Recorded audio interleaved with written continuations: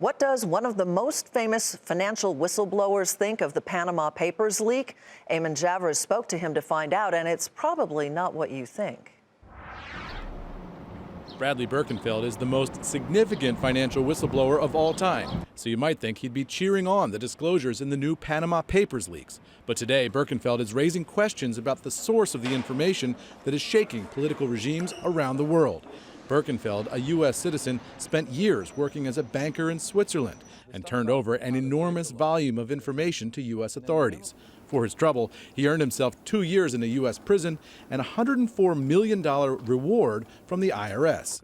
In an exclusive interview today from Munich, Germany, Birkenfeld called into question the unknown source of the leak of the Panama Papers. The very fact that we see all these names surface that are the direct quote-unquote enemies of the United States, Russia, China, Pakistan, Argentina, and we don't see one U.S. name? Why is that?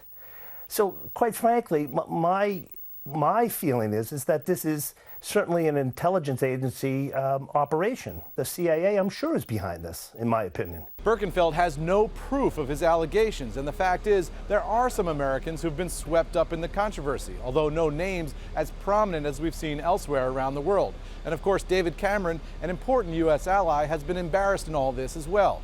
Still, Birkenfeld says this is a case of selective disclosure of offshore data. If you've got NSA and CIA spying on foreign governments, they can certainly get into a law firm like this, but they selectively bring the information to the public domain that doesn't hurt the U.S. in any shape or form.